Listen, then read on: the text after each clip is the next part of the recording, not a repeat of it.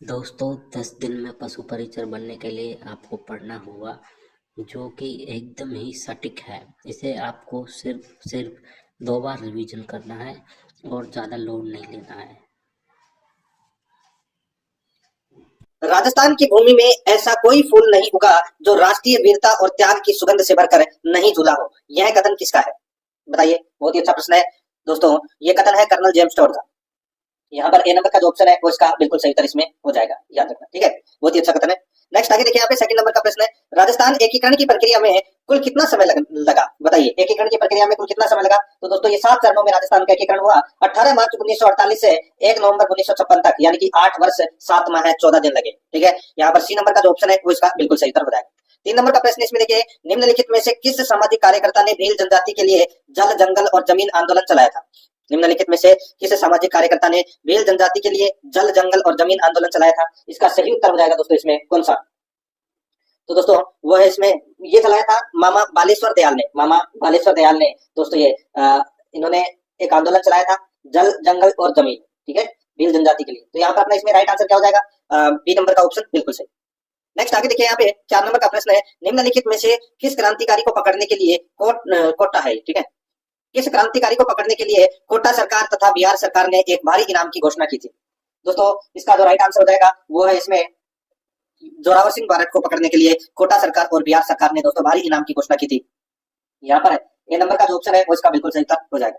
5 number का प्रश्न इसमें देखिए, निम्नलिखित में से किस शासक ने पानीपत के तृतीय युद्ध के पश्चात मराठा शरणार्थियों को अपने राज्य में संरक्षण दिया था? बताइए, निम्नलिखित में से किस शासक ने पानीपत के तृतीय युद्ध के पश्चात मराठा शरणार्थियों को अपने राज्य में संरक्षण दिया था? सही उत्तर हो जाएगा वो है दोस्तों महाराजा सूरजमल। तो यहाँ पर अपना इसमें डी नंबर का जो ऑप्शन है वो इसका बिल्कुल सही उत्तर हो जाएगा। और सूरजमल कहाँ के शासक थे? तो ये भरतपुर के शासक थे। नेक्स्ट आगे देखिए, यहाँ पे 6 नंबर का प्रश्न है, महाराणा प्रताप के दरबारी पंडित चक्रपाणिनि मिश्र द्वारा लिखित पुस्तक विश्व वल्लभ निम्नलिखित में से किस विषय पर आधारित है? महाराणा प्रताप के दरबारी पंडित चक्रपाणिनि मिश्र द्वारा लिखित पुस्तक विश्व वल्लभ निम्नलिखित में से किस विषय पर आधारित है? तो दोस्तों इसका राइट आंसर हो जाएगा वो है कृषि और वनों के विकास पर आधारित है। यहाँ पर ए नंबर का ऑप्शन बिल्कुल सही उत्तर हो जाएगा। आगे देखिए, 7 नंबर का प्रश्न है, मारवाड़ के इतिहास में किस शासक का शासनकाल मारवाड़ का शौर्य युग कहलाता है?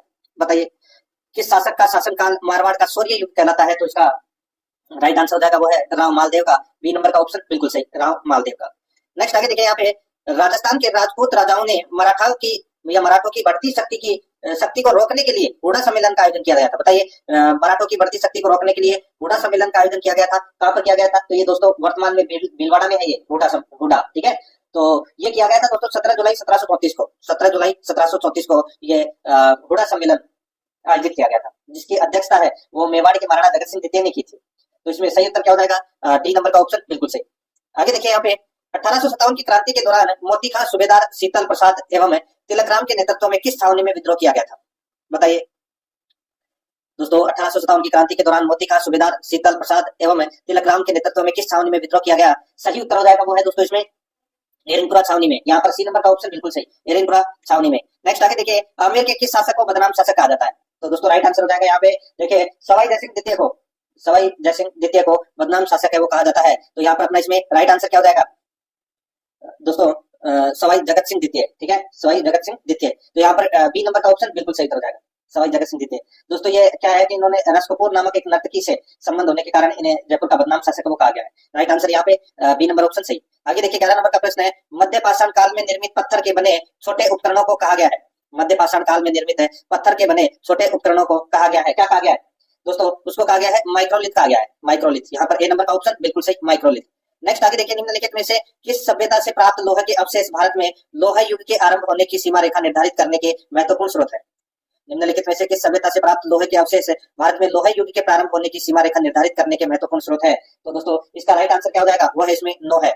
यहाँ पर सी नंबर का ऑप्शन बिल्कुल सही उत्तर हो जाएगा, नो है। नेक्स्ट आगे देखिए, यहाँ पे 13 नंबर का प्रश्न है, निम्नलिखित को सुमेलित कीजिए। एक तरफ राजवंश है, दूसरी तरफ कुलदेवी है। देखिए, सीकर के चौहानों की कुलदेवी कौन सी है? तो दोस्तों वो है जीर्ण माता। ठीक है, जोधपुर के राठौड़ों की कुलदेवी कौन सी है? तो वो है दोस्तों नागणेची माता। और बीकानेर के राठौड़ों की कुलदेवी है तो वो है दोस्तों करणी माता। ठीक है, और कछवाहा राजवंश की कुलदेवी है तो वो है जम्बाई माता। तो यहाँ पर अपना इसमें राइट आंसर क्या हो जाएगा? 4-3-1-2, 4-3-1-2 इसका बिल्कुल सही उत्तर इसमें हो जाएगा, यानी कि डी नंबर का ऑप्शन बिल्कुल सही। नेक्स्ट आगे देखिए, यहाँ पे निम्नलिखित में से किस जिले में सद विद्या प्रचारिणी सभा की स्थापना की गई? तो दोस्तों इसका जो राइट आंसर हो जाएगा, देखिए यहाँ पे सद विद्या प्रचारणी सभा की जो स्थापना है वो की गई थी दोस्तों कहाँ पर? तो ये बीकानेर में की गई थी दोस्तों। राइट आंसर हो जाएगा यहाँ पे बी नंबर का ऑप्शन बिल्कुल सही। नेक्स्ट आगे देखिए यहाँ पे 15 नंबर का प्रश्न है, नैतिकता के लिए किस वर्ष में अणुव्रत आंदोलन चलाया गया था? तो अणुव्रत आंदोलन दोस्तों ये चलाया गया था 1949 में। सी नंबर का ऑप्शन बिल्कुल सही। नेक्स्ट आगे देखिए, निम्नलिखित में से कौन सा कथन सत्य है?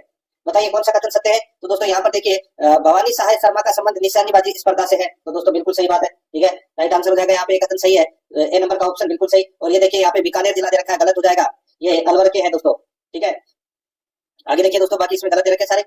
17 नंबर का प्रश्न इसमें देखिए, निम्नलिखित को सुमेलित कीजिए।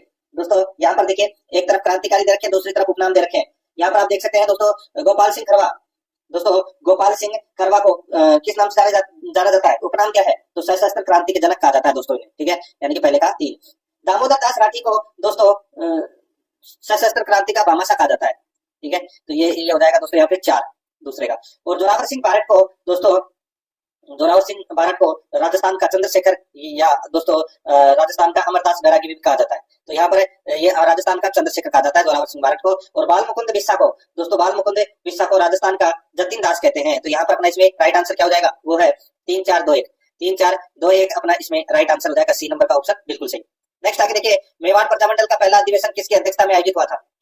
दोस्तों इसका जो राइट आंसर हो जाएगा वो है माणिक्यलाल वर्मा, ठीक है। माणिक्यलाल वर्मा की सॉरी किसकी अध्यक्षता में हुआ था? मेवाड़ प्रजामंडल का पहला अधिवेशन किसकी अध्यक्षता में हुआ था? तो दोस्तों देखिए बलवंत राय मेहता, नाम तो सुना ही होगा दोस्तों आपने। और ये तो प्रजामंडल की जो स्थापना है, ठीक है। तो ये यहाँ पर मैं एक चीज आपको बता देता हूँ दोस्तों, देखिए ऑप्शन में बलवंत राय मेहता है वो नहीं दे रखा, तो यहाँ पर माणिक्यलाल वर्मा आएगा, ठीक है। तो यहाँ पर पहला अधिवेशन किसकी अध्यक्षता में आयोजित हुआ? तो यहाँ पर ए नंबर का ऑप्शन बिल्कुल सही उत्तर इसमें हो जाएगा, ठीक है, याद रखना। आगे देखिए दोस्तों, यहाँ पे 19 नंबर का प्रश्न है, गोविंदगिरी द्वारा बेड़सा गांव में भगत पंथ की स्थापना कब की गई? तो भगत पंथ की जो स्थापना है वो दोस्तों कब की गई?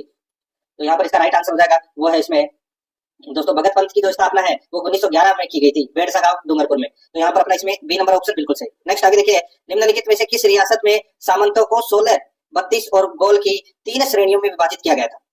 बताइए किस रियासत में सामंतों को 16, 32 और गोल की 3 श्रेणियों में विभाजित किया गया था? इसका राइट आंसर हो जाएगा दोस्तों वो है इसमें मेवाड़। यहाँ पर बी नंबर का ऑप्शन बिल्कुल सही, डी नंबर का ऑप्शन मेवाड़। नेक्स्ट आगे देखिए 21 नंबर का प्रश्न है, सुमेलित कीजिए। एक तरफ जिला है, दूसरी तरफ अक्षांश से देशांतर दे रखा है। यहाँ पर देखिए दोस्तों गंगानगर का अक्षांश से देशांतर विस्तार कितना है? तो दोस्तों गंगानगर का वो है दोस्तों 30 डिग्री 12 मिनट उत्तर, ठीक है। तो पहले का 3। बांसवाड़ा का क्या है दोस्तों? तो बांसवाड़ा का 23 डिग्री 3 मिनट उत्तर, ठीक है। तो ये बांसवाड़ा का हो जाएगा। और धौलपुर का दोस्तों, धौलपुर का क्या है? तो धौलपुर का 78 डिग्री 17 मिनट, 78 डिग्री 17 मिनट पूर्वी देशांतर, ठीक है। और जैसलमेर ये पश्चिमी बिंदु है, ठीक है। ये है दोस्तों 69 डिग्री 30 मिनट, 69 डिग्री 30 मिनट।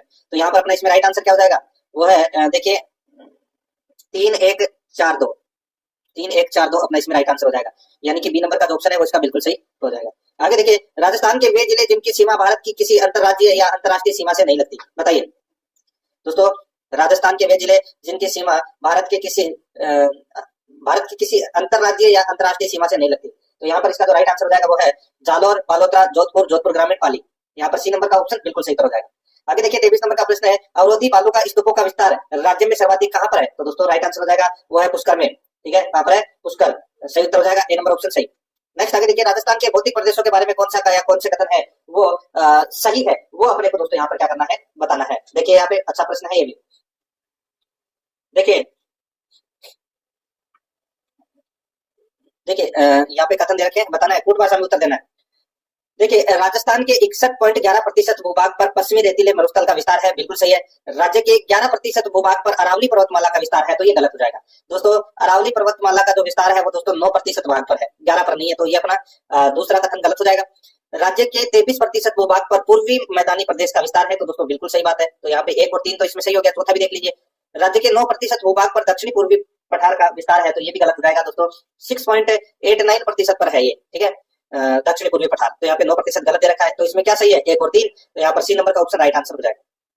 आगे देखिए, राजस्थान में मरुस्थलीय प्रदेश में स्थित शुष्क प्रदेश तथा अर्धशुष्क प्रदेश को कौन सी संवर्षा रेखा अलग करती है? बताइए, शुष्क प्रदेश और अर्धशुष्क प्रदेश को कौन सी संवर्षा रेखा अलग करती है? तो दोस्तों इसका जो राइट आंसर हो जाएगा वो है इसमें 25 सेंटीमीटर संवर्षा रेखा, ठीक है। यहाँ पर अपना इसमें बी नंबर का जो ऑप्शन है वो इसका बिल्कुल सही उत्तर हो जाएगा। नेक्स्ट आगे देखिए, यहाँ पे राजस्थान में किस अवधि के दौरान संभागीय व्यवस्था अस्तित्व में नहीं रही? तो दोस्तों संभागीय व्यवस्था अस्तित्व में ये नहीं रही दोस्तों 1962 से 1987 तक। 1962 से 1987 तक ये दोस्तों संभागीय व्यवस्था है वो नहीं थी। यहाँ पर बी नंबर ऑप्शन बिल्कुल सही। देखिए 50 प्रश्न है वो परीक्षा के अंदर है, राजस्थान इतिहास, कला, संस्कृति और राजस्थान भूगोल से संबंधित परीक्षा में पूछे जाएंगे, ठीक है। और सबसे पहले अपन वही पढ़ रहे हैं यहाँ पे, फिर उसके बाद में साइंस के पूछे जाएंगे, फिर मैथ के, करंट अफेयर के, और फिर पशुपालन से संबंधित प्रश्न है, ठीक है। देखिए राजस्थान में मृदा का निम्न में से कौन सा प्रकार सर्वाधिक उपजाऊ माना जाता है, तो दोस्तों वो है जलोढ़ मृदा का। यहाँ पर अपना इसमें बी नंबर ऑप्शन सही। नेक्स्ट आगे देखिए, राजस्थान के निम्नलिखित में से किन जिलों में लाल पीली रेतीली मृदा पाई जाती है। लाल पीली रेतीली मृदा ये दोस्तों नागौर, टिलवाड़ा, कुचामन, पाली में पाई जाती है। ए नंबर का ऑप्शन बिल्कुल सही। नेक्स्ट आगे देखिए, यहाँ पे 29 नंबर का प्रश्न है, राजस्थान में उष्ण कटिबंधीय कटीले वनों के संबंध में निम्नलिखित सत्य कथन को छांटिए। दोस्तों अपने को क्या करना है, सत्य कथनों को क्या छांटना है, और फिर दोस्तों कूट भाषा में भी अपने को उत्तर देना है कि कौन सा इसमें सही है। तो दोस्तों देखिए यहाँ पे बात हो रही है उष्ण कटिबंधीय कटीले वनों की, ठीक है। तो देखिए इन वनों का विस्तार राजस्थान के पश्चिमी मरुस्थल में शुष्क व अर्धशुष्क प्रदेशों में पाया जाता है, बिल्कुल सही है। इन्हें मरुस्थलीय वनस्पति या मरुद्भिद जीरोफाइट के नाम से भी जानते हैं, या जीरोफाइट भी कहते हैं, बिल्कुल सही है। आगे देखिए, इस वनस्पति की जड़ें गहरी होती है, वो पत्तियां छोटी होती है, बिल्कुल सही है।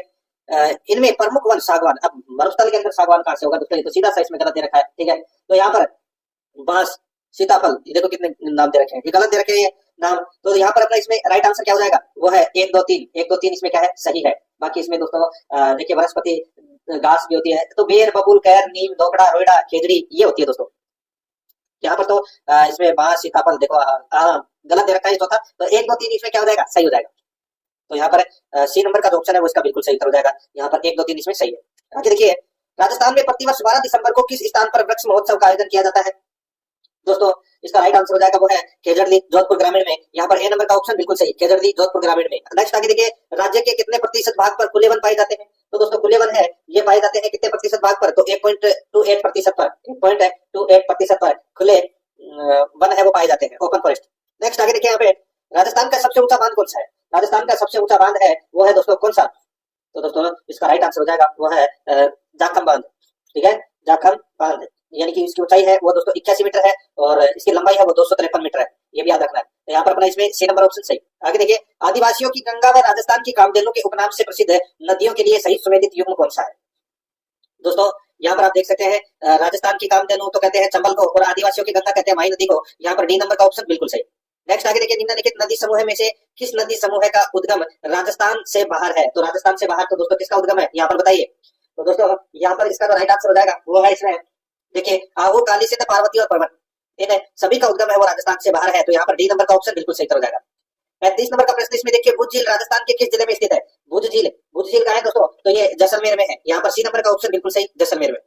आगे देखिए, बांध व संबंधित जिला युग्म में से कौन सा सही सुमेलित नहीं है, कौन सा सही सुमेलित नहीं है। तो यहाँ पर देखिए, गलवानिया बांध, भीलवाड़ा, गलवानिया बांध भीलवाड़ा में नहीं है दोस्तों, ये कहाँ पर है, तो दोस्तों ये टोंक में है, ठीक है। बाकी इसमें सारे सही दे रखे हैं। ए नंबर का ऑप्शन बिल्कुल सही हो जाएगा। मातरकुंडिया बांध चित्तौड़गढ़, आकोदरा बांध उदयपुर, माधोसागर बांध दौसा, ठीक है। ए नंबर ऑप्शन बिल्कुल सही।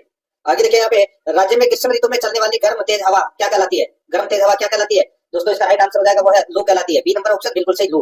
आगे देखिए, राजस्थान का वह जिला कौन सा है जिसकी जनसंख्या वृद्धि दर राष्ट्रीय जनसंख्या वृद्धि दर के बराबर है। दोस्तों इसका जो राइट आंसर हो जाएगा वो है इसमें कौन सा, तो वह है राजसमंद। यहाँ पर डी नंबर का ऑप्शन बिल्कुल सही, राजसमंद, ठीक है, याद रखना। राजसमंद जिले की जनसंख्या वृद्धि दर दोस्तों 17.7% है, ठीक है, और राष्ट्रीय जनसंख्या वृद्धि दर भी 17.7% है, ठीक है, ये भी याद रखना है। आगे देखिए, यहाँ पे राज्य में निम्न में से सर्वाधिक पुरुष साक्षरता दर वाला जिला कौन सा है, कौन सा युग्म सही है वो बताना है। तो दोस्तों यहाँ पर देखिए, पुरुष साक्षरता सर्वाधिक कहाँ है, तो दोस्तों झुंझुनू में है। झुंझुनू, कोटा, जयपुर, सीकर, झुंझुनू, कोटा, दोस्तों जयपुर, सीकर। तो यहाँ पर इसका राइट आंसर हो जाएगा ए नंबर का ऑप्शन बिल्कुल सही हो जाएगा इसमें। आगे देखिए दोस्तों, यहाँ पे 40 नंबर का प्रश्न है, राज्य में मार्च 2022 तक रेल मार्ग की कुल लंबाई कितनी है, बताइए। दोस्तों इसका जो राइट आंसर हो जाएगा वो है इसमें कुल लंबाई की अगर मैं बात करूं तो दोस्तों वो है 6019 किलोमीटर, 6019 किलोमीटर। यहाँ पर है ए नंबर का ऑप्शन बिल्कुल सही। आगे देखिए, निम्नलिखित में से किस दुर्ग में चित्तौड़ के तीसरे शाखे में वीरगति प्राप्त है जयमल व फतेह की मूर्तियां स्थित है। तो दोस्तों जयमल व फतेह की मूर्तियां है वो कहाँ पर स्थित है, तो ये दोस्तों जूनागढ़ किला, बीकानेर में। तो यहाँ पर अपना डी नंबर का ऑप्शन बिल्कुल सही। नेक्स्ट आगे देखिए, निम्नलिखित को सुमेलित कीजिए। दोस्तों यहाँ पर देखिए, तिमनगढ़, दोस्तों तिमनगढ़ कहाँ पर है, तिमनगढ़ का किला, तो दोस्तों ये करौली में स्थित है। कहाँ पर है, करौली में, ये करौली है, ठीक है, करौली में है ये। तो ये पहले का पहला हो जाएगा। टोटगढ़ का है तो दोस्तों टोटगढ़ दुर्ग ब्यावर में स्थित है ये, ठीक है। और असीरगढ़ जो किला है वो दोस्तों टोंक में स्थित है। और जूनागढ़ है वो कहाँ पर है, तो दोस्तों जूनागढ़ यहाँ पर जूना किला, ठीक है, जूना किला है वो आपका बाड़मेर में। तो यहाँ पर इसमें राइट आंसर क्या हो जाएगा, तो सारे सही पहले से सही सुमेलित है। तो यहाँ पर ए नंबर का ऑप्शन बिल्कुल सही, जूनागढ़ का है, बीकानेर में, और जूना किला बाड़मेर में। आगे देखिए, राजस्थान में प्रसिद्ध सालिम सिंह की हवेली तथा नथमल की हवेली कहाँ है? तो दोस्तों ये जैसलमेर में है, ये तो सभी को पता होगा। आगे देखिए, निम्नलिखित में से डूंगरपुर में स्थित एक थम्बिया महल का निर्माण किसने करवाया? तो दोस्तों एक थम्बिया महल का निर्माण है वो किसने करवाया? तो वो करवाया शिव सिंह ने। यहाँ पर अपना इसमें राइट आंसर हो जाएगा बी नंबर ऑप्शन, बिल्कुल सही। आगे देखिए, निम्नलिखित को सुमेलित कीजिए। दोस्तों देखिए यहाँ पे जोगीदास की छतरी कहाँ है? तो दोस्तों जोगीदास की छतरी उदयपुर वाटी में है, ये जोगीदास की छतरी। और बंजारों की छतरी कहाँ है? तो दोस्तों लालसोट दौसा में है बंजारों की छतरी। गोपाल सिंह खरवा की छतरी दोस्तों करौली में स्थित है, और जगन्नाथ कछुआ की छतरी दोस्तों मांडलगढ़ में स्थित है, ठीक है। तो यहाँ पर इसका राइट आंसर क्या हो जाएगा? 1 2 4 3, 1 2 4 3 अपना इसमें सही उत्तर हो जाएगा। तो यहाँ पर ए नंबर ऑप्शन बिल्कुल सही। आगे देखिए, 46 नंबर का प्रश्न है, देलवाड़ा के जैन मंदिरों में कौन सा शामिल नहीं है? देलवाड़ा के जैन मंदिरों में कौन सा शामिल नहीं है? तो यहाँ पर देखिए दोस्तों, इसमें शांतिनाथ मंदिर है, ये नहीं है शामिल इसमें। बाकी शांतिनाथ मंदिर है वो झालावाड़ में स्थित है। बाकी तीनों है ऋषभदेव, नेमिनाथ और पार्श्वनाथ मंदिर, ये तीनों है। डी नंबर ऑप्शन बिल्कुल सही। आगे देखिए, निम्नलिखित में से किस लोक देवता की फड़ सबसे बड़ी है? किस लोक देवता की फड़ सबसे बड़ी है? तो वो है दोस्तों देवनारायण जी। यहाँ पर सी नंबर का ऑप्शन बिल्कुल सही हो जाएगा, देवनारायण जी। आगे देखिए, 48 नंबर प्रश्न है, निम्नलिखित में से किस लोक देवता के बारे में कहा जाता है कि उन्होंने महमूद गजनवी से युद्ध किया था? तो महमूद गजनवी से दोस्तों गोगाजी ने युद्ध किया था। सी नंबर का ऑप्शन बिल्कुल सही हो जाएगा, गोगाजी ने। आगे देखिए दोस्तों, यहाँ पे 49 नंबर का प्रश्न है, निम्नलिखित में से घोटिया अंबा मेले का आयोजन कहाँ होता है? घोटिया अंबा मेले का आयोजन है वो कहाँ होता है? तो दोस्तों ये बांसवाड़ा में होता है। कहाँ पर होता है? बांसवाड़ा में। तो यहाँ पर बी नंबर का ऑप्शन बिल्कुल सही हो जाएगा, बांसवाड़ा में। आगे देखिए, 50 नंबर का प्रश्न है, निम्नलिखित में से असत्य कथन का चुनाव कीजिए। असत्य कथन का अपने को क्या करना है? चुनाव करना है कि कौन सा इसमें दोस्तों असत्य है। देखिए, सरिस्का में भर्तरी मेले का आयोजन होता है जो उज्जैन के राजा भर्तरी का तपस्या स्थल है, ठीक है। तो दोस्तों इसमें देखिए जो ये कथन दे रखा है, ठीक है, तो ये कथन क्या है? सही है। क्या सही है? तो दोस्तों नहीं। देखिए मैं आपको यहाँ पे बताता हूँ। अब देखो, असत्य कथन का है वो चेंज करना है, तो ये अपना गलत हो जाएगा। सरिस्का में भर्तरी मेले का आयोजन होता है, ठीक है। और क्या क्या बता रहे हैं? असत्य कथन कौन सा है? ठीक है, जो उज्जैन के राजा भर्तरी का तपस्या स्थल है। तो दोस्तों बिल्कुल सही बात है। सरिस्का में सरिस्का अलवर में भर्तरी के मेले का आयोजन होता है, और ये स्थान है वो उज्जैन के राजा भर्तरी का तपस्या स्थल है, बिल्कुल सही बात है। भर्तरी मेला कनपटे साधुओं के तीर्थ स्थल के रूप में जाना जाता है। कनपटे साधुओं के तीर्थ स्थल के रूप में क्या करता है? जाना जाता है, ठीक है। तो यहाँ पर देखिए बिल्कुल सही है। तो इसमें कनपटे साधुओं का तीर्थ स्थल है, तो ये भी सही है इसमें, ठीक है। और देखिए दोस्तों, यहाँ पे तीसरा, भर्तरी मेले का मुख्य आकर्षण बम नृत्य है। भर्तरी मेले का जो मुख्य आकर्षण है वो कालबेलिया नृत्य है, बम नृत्य नहीं है, तो यहाँ पर ये गलत हो जाएगा, ठीक है। और भर्तरी मेला चैत्र शुक्ल सप्तमी तथा कार्तिक पूर्णिमा को आयोजित होता है, तो दोस्तों ये गलत हो जाएगा। दोस्तों भर्तरी मेला वर्ष में 2 बार आयोजित होता है, एक बैसाख मास में और एक भाद्रपद शुक्ल सप्तमी अष्टमी को, ठीक है। तो यहाँ पर ये भी गलत हो जाएगा। तो इसमें अपने को सही विकल्प का चयन करना है, तो सही तो इसमें 1 और 2 ही है, तो यहाँ पर ए नंबर का ऑप्शन बिल्कुल सही इसमें हो जाएगा। अब दोस्तों अपने यहाँ पे है वो जनरल साइंस से संबंधित प्रश्न है वो पढ़ेंगे। देखिए 51 नंबर का प्रश्न है, निम्नलिखित में से कौन सा प्रक्रम उष्माशेपी है? कौन सा प्रक्रम उष्माशेपी है? यहाँ पर आप देख सकते हैं दोस्तों, इसके अंदर कपूर का उद्रवपातन, कपूर का उद्रवपातन दोस्तों कौन सा प्रक्रम उष्माशेपी है? उष्माशेपी पूछा गया है, ठीक है। दोस्तों देखिए यहाँ पे कपूर का उद्रवपातन एक सांद्र अम्ल का तनुकरण, बिना बुझे चूने के साथ जल की अभिक्रिया, जल का वाष्पीकरण, जल का वाष्पीकरण। तो दोस्तों अब आप यहाँ पर देख सकते हैं इसके अंदर देखिए, एक तो है दोस्तों इसके अंदर एक सांद्र अम्ल का तनुकरण, एक सांद्र अम्ल का तनुकरण, ठीक है।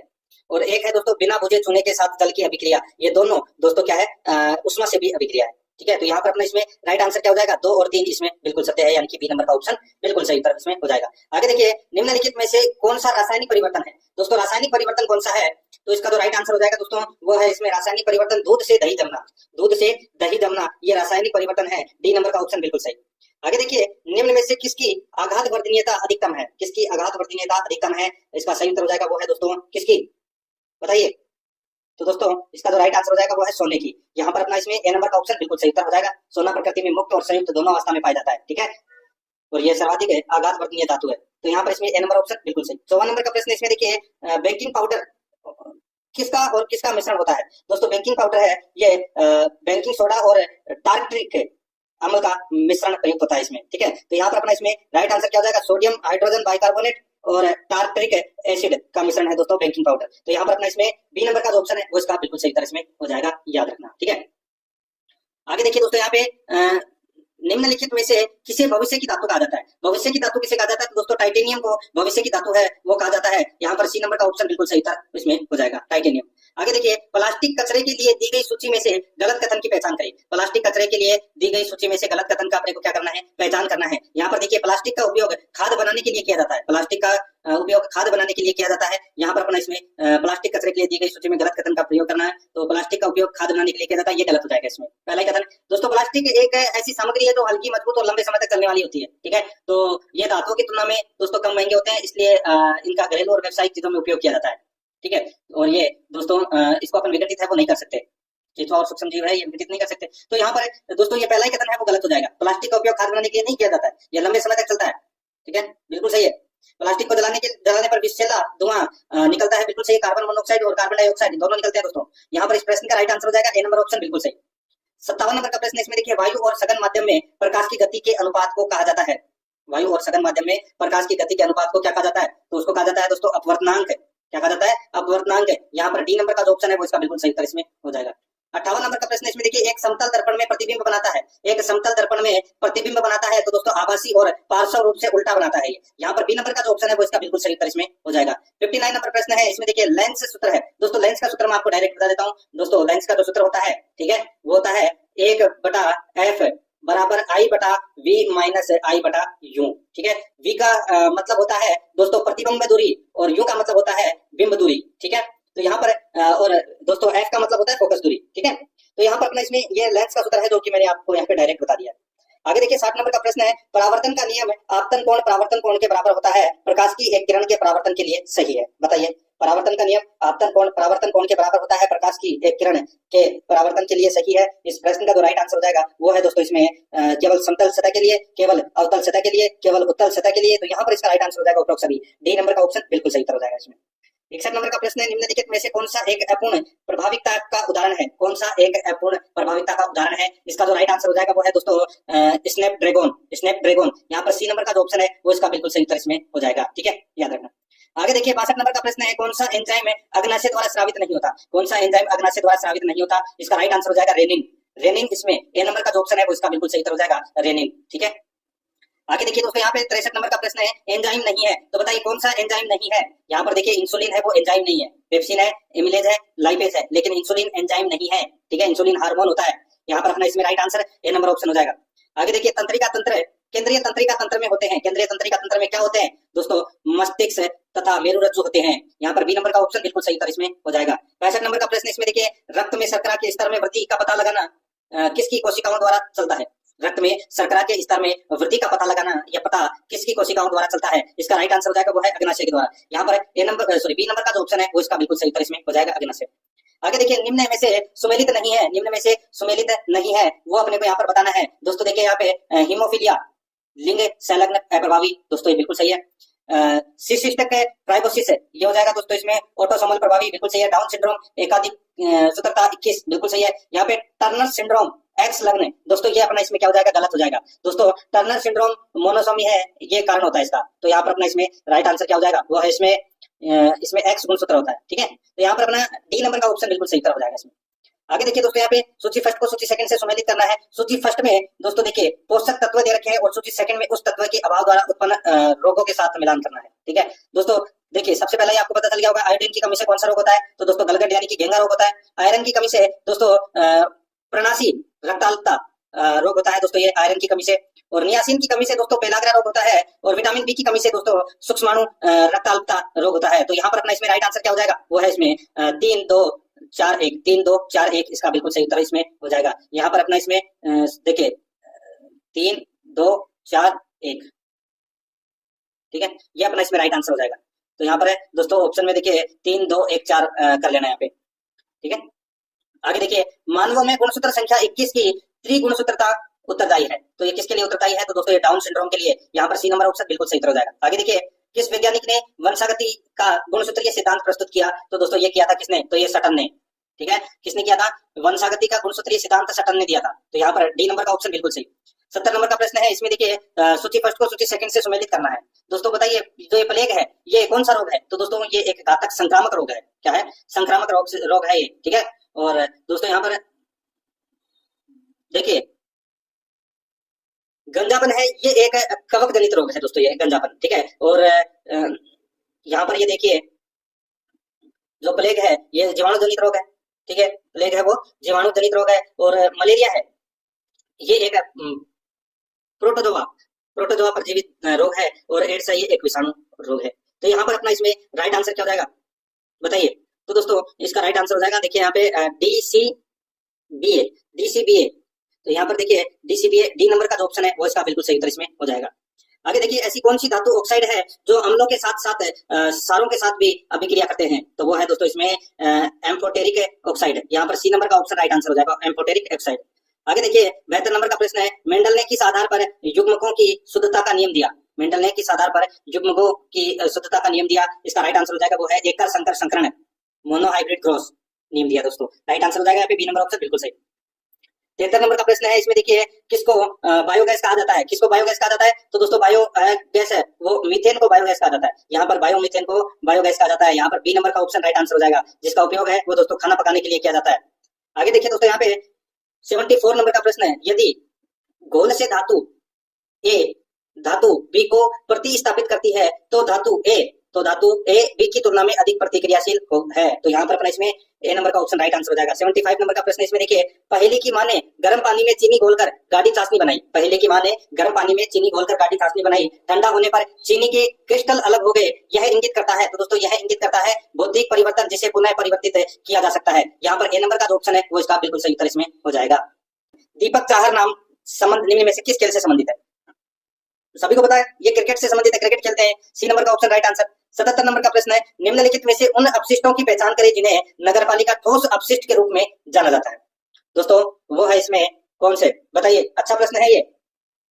यहाँ पे पूछा गया है कि उन अपशिष्टों की पहचान करें जिन्हें नगरपालिका ठोस अपशिष्ट यानी कि MSW के रूप में जाना जाता है। इसका राइट आंसर हो जाएगा वो है दोस्तों इसमें लकड़ी के टुकड़े, प्लास्टिक के डिब्बे, खाद्य अपशिष्ट। इसका राइट आंसर हो जाएगा उपरोक्त सभी, डी नंबर ऑप्शन बिल्कुल सही।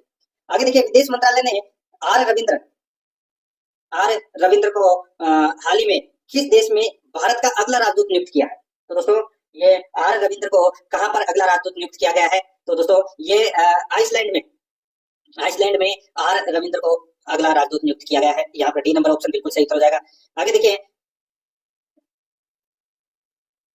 दोस्तों यहाँ पे भारतीय एयरटेल ने हाल ही में म्यूजिक रहित अन्य सेवाओं के लिए किसके साथ साझेदारी की है? बताइए दोस्तों, भारतीय एयरटेल ने हाल ही में म्यूजिक सहित अन्य सेवाओं के लिए किसके साथ साझेदारी की है? तो दोस्तों ये एप्पल के साथ में। यहाँ पर डी नंबर का ऑप्शन बिल्कुल सही हो जाएगा। 80 नंबर प्रश्न इसमें देखिए, किस बैंक ने महिलाओं के लिए अवनी नाम से एक नई बचत बैंक अकाउंट स्कीम शुरू की है? बताइए किस बैंक ने महिलाओं के लिए अवनी नाम से एक नई बचत बैंक अकाउंट स्कीम शुरू की है? तो इसका राइट आंसर हो जाएगा दोस्तों वो है इसमें बंधन बैंक। सी नंबर का ऑप्शन राइट आंसर हो जाएगा बंधन बैंक। आगे देखिए 81 नंबर का प्रश्न है, मुख्यमंत्री सुख शिक्षा योजना हाल ही में किस राज्य सरकार द्वारा शुरू की गई? तो दोस्तों ये शुरू की गई हिमाचल प्रदेश के द्वारा। यहाँ पर डी नंबर का जो ऑप्शन है वो इसका बिल्कुल सही हो जाएगा, हिमाचल प्रदेश के द्वारा। आगे देखिए राजस्थान के मरु क्षेत्र हेतु जल पुनर्गठन परियोजना का वित्त पोषण किस एजेंसी ने किया? बताइए राजस्थान के मरु क्षेत्र हेतु जल पुनर्गठन परियोजना का वित्त पोषण किस एजेंसी ने किया? तो इसका राइट आंसर हो जाएगा न्यू डेवलपमेंट बैंक के द्वारा। यहाँ पर सी नंबर का ऑप्शन बिल्कुल सही हो जाएगा, न्यू डेवलपमेंट बैंक के द्वारा। आगे देखिए 83 नंबर का प्रश्न है, देश की पहली नमो भारत रैपिड रेल का उद्घाटन किस राज्य में किया गया? तो दोस्तों भारत की पहली क्या पूछा गया है कि पहली नमो भारत रैपिड रेल का उद्घाटन किस राज्य में किया गया? तो दोस्तों ये किया गया गुजरात में। यहाँ पर अपना इसमें राइट आंसर हो जाएगा वो है सी नंबर का ऑप्शन बिल्कुल सही। दोस्तों भारत की पहली वंदे मेट्रो सेवा का नाम बदलकर है वो नमो भारत रैपिड रेल कर दिया गया है, ये आपको इसमें याद रखना है। तो यहाँ पर इसका right answer C number option हो जाएगा। आगे देखिए 84 नंबर का प्रश्न है, केंद्रीय मत्स्य पालन मंत्री ने हाल ही में कौन सा ऐप लॉन्च किया है? तो दोस्तों कौन है केंद्रीय मत्स्य पालन, पशुपालन और डेयरी मंत्री? जिनका नाम है राजीव रंजन सिंह उर्फ लल्लन सिंह बोल सकते हैं आप उनको, ठीक है। इन्होंने दोस्तों रंगीन मछली ऐप लॉन्च किया है। तो यहाँ पर सी नंबर का ऑप्शन राइट आंसर हो जाएगा। आगे देखिए 85 नंबर का प्रश्न है, अंतरराष्ट्रीय क्रिकेट एम्पायर बनने वाली पहली पाकिस्तानी महिला कौन है? तो दोस्तों वो है सलीमा इम्तियाज। यहाँ पर बी नंबर का ऑप्शन राइट आंसर हो जाएगा, सलीमा इम्तियाज। आगे देखिए 86 नंबर का प्रश्न है, अब अपन है कुछ प्रश्न है वो मैथ से संबंधित पढ़ लेते हैं। देखिए 2500 अंकित मूल्य वाली एक शर्ट दोस्तों 2200 रुपए में मिल रही है, कितने प्रतिशत की छूट प्रदान की गई है? भाई 2500 की शर्ट है 2200 में मिल रही है, तो कितने रुपए की? 300 रुपए की छूट मिल रही है। तो यहाँ पे 2500 का आप यहाँ पे 300 का प्रतिशत निकाल लीजिए। तो दोस्तों यहाँ पे 0 से 2 0 कट गई, 25 से दोस्तों ये देखिए कितनी बार कट गया? तो दोस्तों 12 बार, ठीक है। तो यहाँ पे 12% की क्या हो गई? छूट दी गई है दोस्तों। यहाँ पे डी नंबर का ऑप्शन बिल्कुल सही उत्तर हो जाएगा। 87 नंबर का प्रश्न है, इसमें देखिए एक कक्षा में 2 सेक्शन है जिसमें 20 और 30 विद्यार्थी हैं। इन सेक्शनों में उत्तीर्ण विद्यार्थियों की प्रतिशतता क्रमशः 80% और 60% है। पूरी कक्षा में उत्तीर्ण विद्यार्थियों का प्रतिशत है वो क्या है? वो अपने को यहाँ पर क्या करना है? बताना है। दोस्तों यहाँ पर देखिए 80 और 60 दे रखा है इसमें, ठीक है। अब दोस्तों देखिए 80 और 60 दे रखा है, तो इसमें क्या पूछा है कि उत्तीर्ण विद्यार्थियों का प्रतिशत, ठीक है। 50 दो कक्षा, एक कक्षा के 2 सेक्शन है तो टोटल कितने हो गए, 50 विद्यार्थी हो गए, ठीक है। और प्रतिशत की बात करूं तो दोस्तों यहाँ पे 80 और 60 कितना होता है, 140, ठीक है। तो दोस्तों इस प्रश्न का जो राइट आंसर हो जाएगा वो है दोस्तों इसमें कितना प्रतिशत, तो इसमें दोस्तों 68%। तो यहाँ पर बी नंबर का जो ऑप्शन है वो इसका बिल्कुल सही तरह इसमें हो जाएगा, ठीक है। भाई 50 विद्यार्थी है और एक सेक्शन में दोस्तों 80% उत्तीर्ण है, तो दूसरे सेक्शन में 60%, ठीक है। तो यहाँ पर टोटल दोस्तों इसमें 68% इसका बिल्कुल सही उत्तर है वो हो जाएगा, ठीक है। आगे देखिए दोस्तों यहाँ पे 88 नंबर का प्रश्न है। एक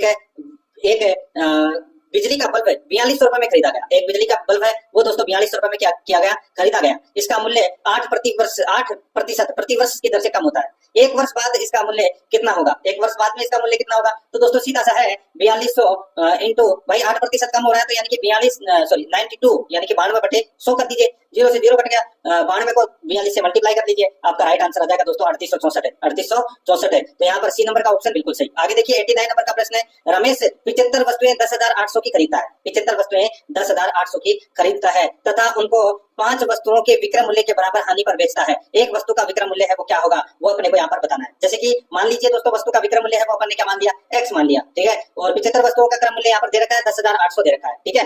अब हानि दे रखा है दोस्तों इसमें 5x हानि है, वो क्या है कि उनको 5 वस्तुओं के विक्रय मूल्य के बराबर हानि पर बेचता है, यानी कि 5x क्या हो गई, अपनी हानि होगी, ठीक है। अब दोस्तों अपन इसमें समीकरण बनाए तो दोस्तों इसमें बनेगा 10,800 माइनस 5x माइनस 75x, ठीक है। बस ये होगा। तो यहाँ पर दोस्तों माइनस माइनस क्या हो जाएंगे, प्लस है, तो 75 और 5 कितने हो जाएंगे, 80। तो दोस्तों यहाँ पे 10,800 में से में आप 80 का भाग दे लीजिए, आपके पास में 135 आ जाएगा। और ये 135 है, ये एक वस्तु का विक्रय मूल्य 135 रुपए है। तो यहाँ पर अपना इसमें सी नंबर का ऑप्शन राइट आंसर हो जाएगा। आगे देखिए 90 नंबर का प्रश्न है। एक वस्तु को 91 रुपए में बेचने पर सुधा को 30% का लाभ होता है। एक देखिए सीधा सा है भाई, एक वस्तु को 91 रुपए में बेचने पर सुधा को 30% का लाभ होता है। यदि वह इसे 68.75 में बेचती तो उसका हानि या लाभ प्रतिशत क्या है वो अपने को बताना है। तो दोस्तों सबसे पहले अपने को क्या करना है, वस्तु का क्रय मूल्य निकालना है। तो वस्तु का क्रय मूल्य कितना निकालेंगे कि भाई 91 रुपए में बेच रहा है तो 30% का लाभ हो रहा है। तो दोस्तों यहाँ पे 91 इंटू 100/130 कर दीजिए, क्रय मूल्य निकल कर आ जाएगा। ये दोस्तों यहाँ से 0 से 0 कट गया, 91 इंटू 10 कितना हो गया, 910। 910 में 13 का भाग दोगे तो दोस्तों कितना आ जाएगा दोस्तों 70, कितना आ जाएगा 70। ये तो हो गया दोस्तों वस्तु का क्रय मूल्य। अब दोस्तों यहाँ पर देखिए वह इसे कितने 78.75 रुपए में बेचता, यानी कि दोस्तों 70 रुपए की कोई वस्तु है उसको 78.75 में यानी कि 8 रुपए और 75 पैसे, 8 रुपए और दोस्तों 75 पैसे ज्यादा में बेचता। तो दोस्तों यहाँ पे 70 इंटू 100 यानी कि प्रतिशत निकाल लीजिए, 8.75/70 इंटू 100। तो यहाँ पर इस प्रश्न का जो राइट आंसर हो जाएगा वो है दोस्तों 12.5% आएगा इसका राइट आंसर, ठीक है। 12.5% इसमें क्या होगा, लाभ होगा। यहाँ पर ए नंबर का ऑप्शन बिल्कुल सही इसमें हो जाएगा। आगे देखिए 91 नंबर का प्रश्न है। 8,000 की एक राशि को 7% है, 8,000 रुपए की एक राशि को 7% प्रतिवर्ष की दर से चक्रवर्ती ब्याज पर उधार लिया गया है, ठीक है। 2 वर्ष पश्चात मिश्रधन क्या होगा, मिश्रधन क्या होगा दोस्तों यहाँ पे देखिए मूलधन के साथ में ब्याज जोड़कर अपने को क्या करना है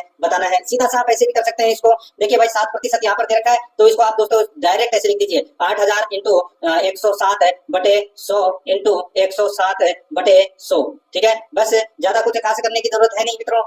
यहाँ पर आपके पास में सीधा सा राइट आंसर हो जाएगा 9,159.20 है। ये आपका इसमें राइट आंसर हो जाएगा दोस्तों सी नंबर का ऑप्शन बिल्कुल सही। आगे देखिए 92 नंबर का प्रश्न है। 5% प्रतिवर्ष चक्रवर्ती ब्याज पर 800 रुपए कितने वर्ष में 882 हो जाएंगे। दोस्तों देखिए सीधा सा है, 800 का 5% कितना होता है दोस्तों 40 रुपए होता है, ठीक है। और फिर दोस्तों अगली जो राशि आ जाएगी वो 840 हो जाएगी और 840 का दोस्तों यहाँ पर जो 5% हो जाएगा वो कितना हो जाएगा दोस्तों, वो हो जाएगा 42 रुपए। तो दोस्तों सीधा सा हो जाएगा यहाँ पे और 40 जोड़ दी, 42 इसमें जोड़ दीजिए 800 में, तो दोस्तों टोटल 2 वर्ष इसका राइट आंसर हो जाएगा। सीधा सा सिंपल, ना भी आप कुछ करना भी इसको नहीं आए तो भी आप ये ऑटोमेटिक कर सकते हैं, ठीक है। 2 वर्ष इसका राइट आंसर। भाई पहले साल का 40 और दूसरे साल का 42 ब्याज होगा। आगे देखिए 4650 की एक राशि साधारण ब्याज से उधार दी जाती है। यदि वार्षिक ब्याज दर 7.5% है तो 4 वर्षों के लिए साधारण ब्याज क्या होगा।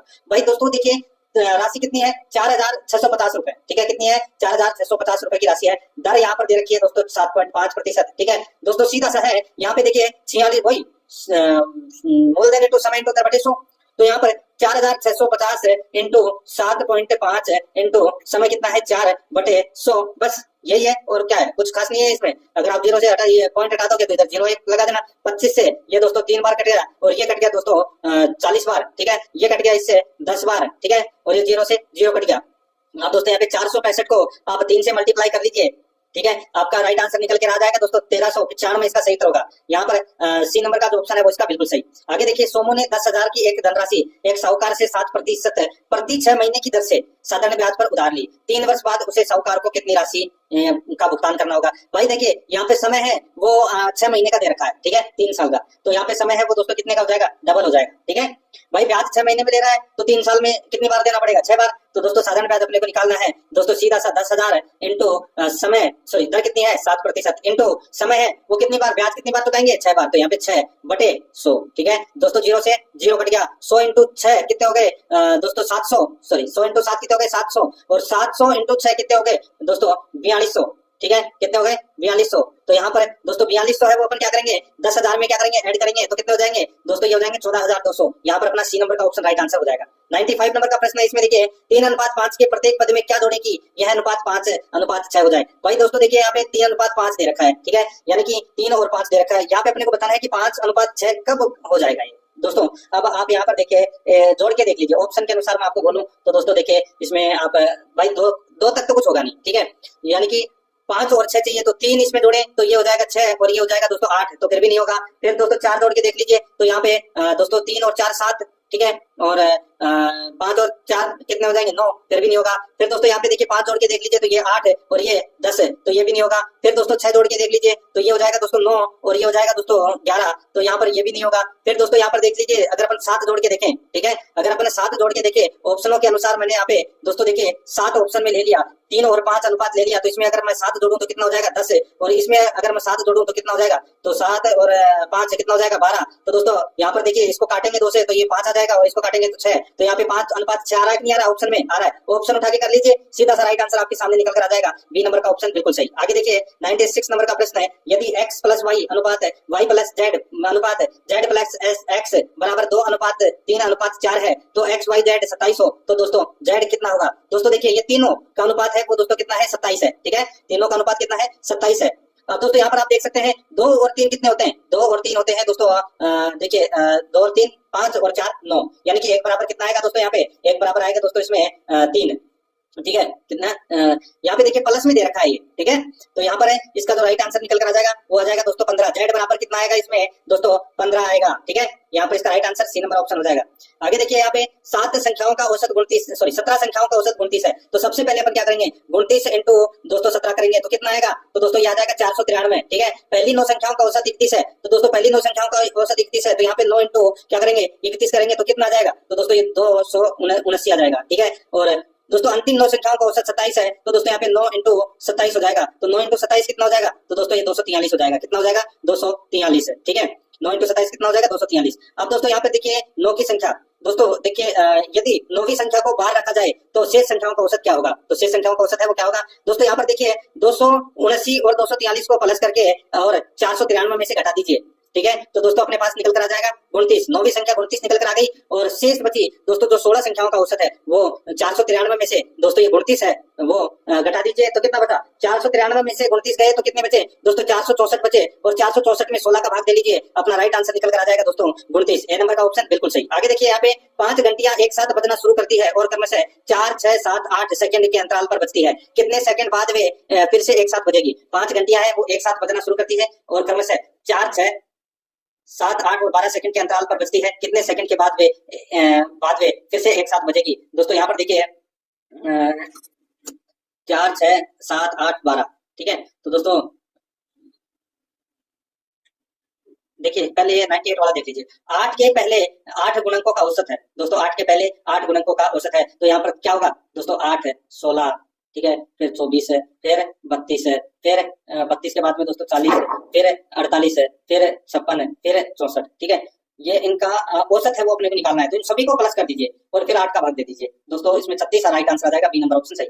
आगे देखिए 5 घंटियां एक साथ बजना शुरू करती है तो क्रमशः 4 6 7 8 और 12 सेकंड के अंतराल पर बजती है, कितने सेकंड बाद वे एक साथ फिर से बजेगी। तो दोस्तों यहाँ पर देखिए अपने को सीधा सा है लेसन निकालना है, ठीक है, तो इसका लेसन निकालेंगे तो दोस्तों देखिए 4 6 7 8 और 12, इसका लेसन निकालेंगे तो सबसे पहले 2 का भाग देंगे, ठीक है, इस प्रकार अपन निकालेंगे तो इसमें लेसन निकल कर आ जाएगा दोस्तों वो है 168 है, तो यहाँ पर इसमें सी नंबर का ऑप्शन बिल्कुल सही, 5 घंटियां 168 सेकंड बाद फिर से बजेंगी, ठीक है।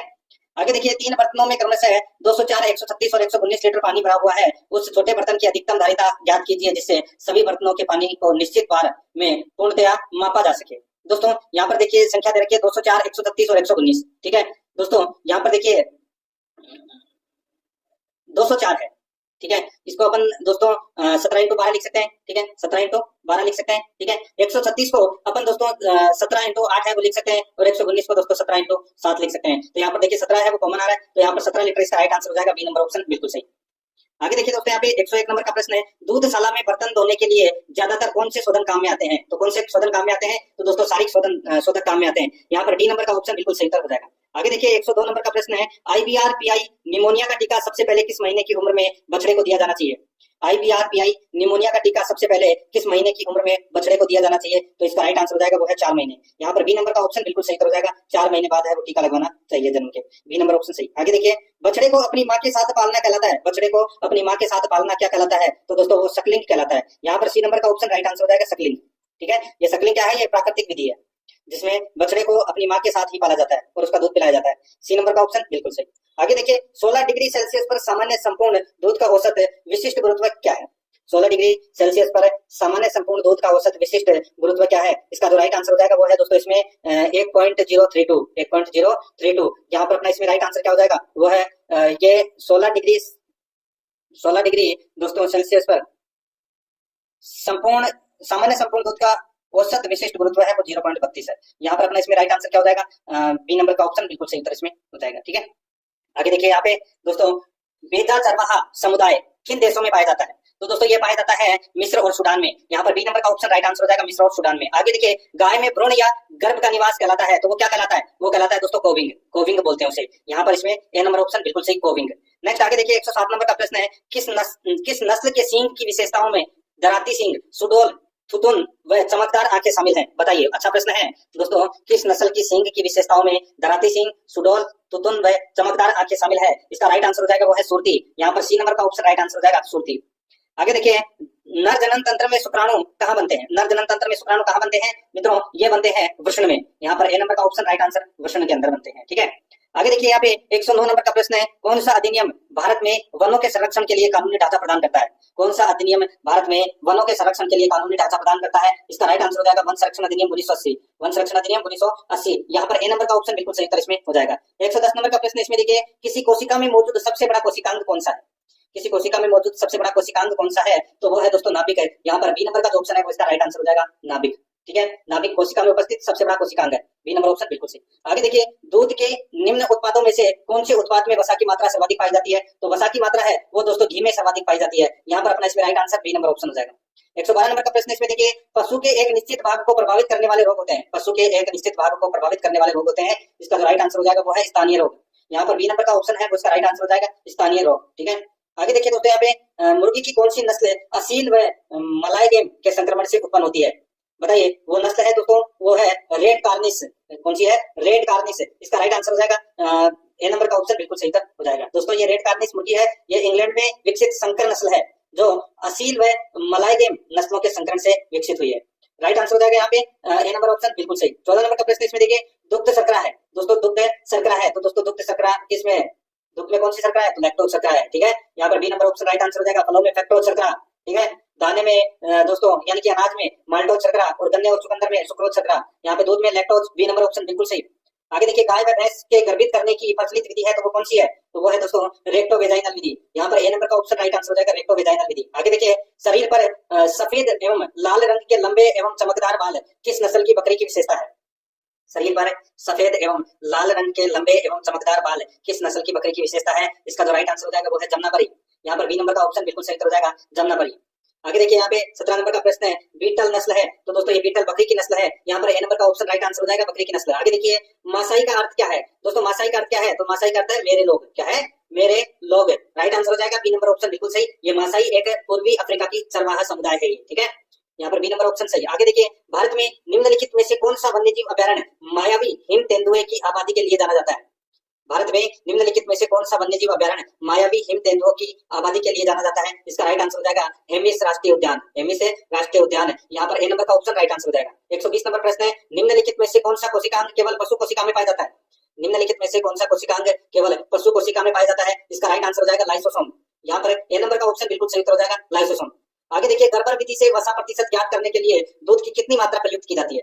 गर्भर विधि से वसा प्रतिशत ज्ञात करने के लिए दूध की कितनी मात्रा प्रयुक्त की जाती है, तो वो है दोस्तों 10.75 मिलीलीटर। यहाँ पर अपना सी नंबर का ऑप्शन राइट आंसर हो जाएगा। 122 नंबर का प्रश्न है, मुर्रा भैंस की विशेषताएं हैं। मुर्रा भैंस की विशेषताएं क्या है? गुंडीदार, मुड़े हुए सींग, दूध देने वाली सर्वश्रेष्ठ नस्ल, मुंह पैर एवं पूंछ पर सफेद धब्बे। यहाँ पर अपना इसमें राइट आंसर हो जाएगा उपरोक्त सभी। डी नंबर का ऑप्शन बिल्कुल सही। आगे देखिए, पशु की अस्वस्थता के लक्षण। पशु की अस्वस्थता के लक्षण क्या है? तो पशु का लगड़ाना, दीवार या खंबे पर सिर मारना, असामान्य तरीके से घूरना। तो यहाँ पर इसका राइट आंसर हो जाएगा उपरोक्त सभी। डी नंबर का ऑप्शन बिल्कुल सही, उपरोक्त सभी। आगे देखिए, घरेलू मुर्गी क्या है? दोस्तों घरेलू मुर्गी क्या है? तो दोस्तों एक पक्षी जिसे मांस और अंडे प्राप्त करने के लिए रखा जाता है। एक पक्षी जिसे मांस और अंडे प्राप्त करने के लिए रखा जाता है उसे घरेलू मुर्गी कहते हैं। यहाँ पर बी नंबर का ऑप्शन बिल्कुल सही उत्तर हो जाएगा। 125 नंबर का प्रश्न है, इसमें देखिए, स्कम्ड दूध के दही में प्रोटीन का प्रतिशत होता है। स्कम्ड दूध के दही में प्रोटीन का प्रतिशत होता है, तो ये होता है दोस्तों 3.3 से 3.5। यहाँ पर ए नंबर का ऑप्शन बिल्कुल सही उत्तर हो जाएगा।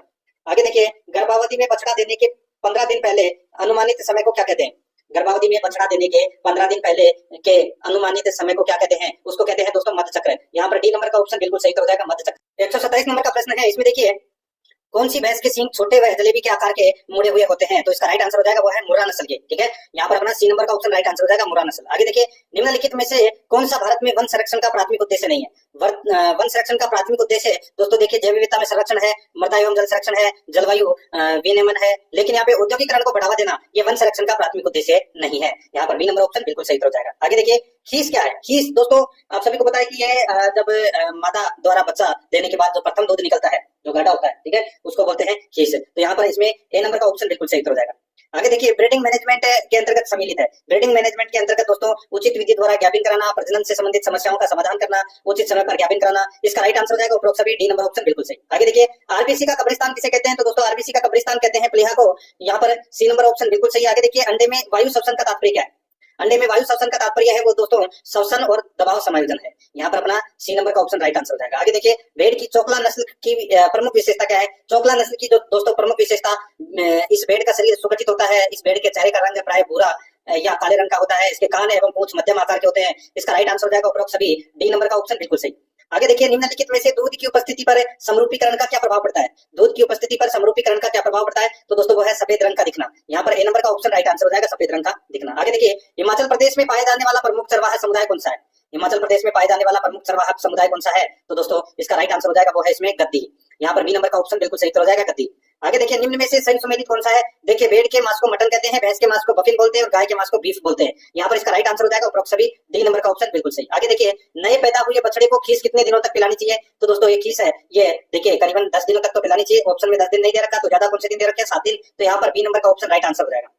आगे देखिए, पशुओं में होने वाला जहरबाद रोग के नामों से जाना जाता है। जहरबाद रोगों के नाम से जाना जाता है, तो दोस्तों लंगड़ा बुखार, कृष्णजंगा, एकटंगा। तो यहाँ पर इसका राइट आंसर हो जाएगा उपरोक्त सभी। डी नंबर का ऑप्शन बिल्कुल सही। आगे देखिए, दही में प्रयुक्त जामन में उपस्थित बैक्टीरिया है। तो दोस्तों दही में प्रयुक्त जामन में उपस्थित बैक्टीरिया है, इसका राइट आंसर हो जाएगा वो है दोस्तों लैक्टोबैसिलस, स्ट्रेप्टोकोकस लैक्टिस और एरिडोफिलिस। राइट आंसर हो जाएगा यहाँ पे उपरोक्त सभी। डी नंबर का ऑप्शन बिल्कुल सही हो जाएगा, उपरोक्त सभी। आगे देखिए, भैंसों में होने वाला गलघोंटू नामक जीवाणु जनित रोग है। भैंसों में होने वाला गलघोंटू नामक जीवाणु जनित रोग है, इसका राइट आंसर हो जाएगा वो है पास्चुरेला बुबेली सेप्टिका। तो यहाँ पर अपना इसमें ए नंबर का ऑप्शन बिल्कुल सही उत्तर हो जाएगा।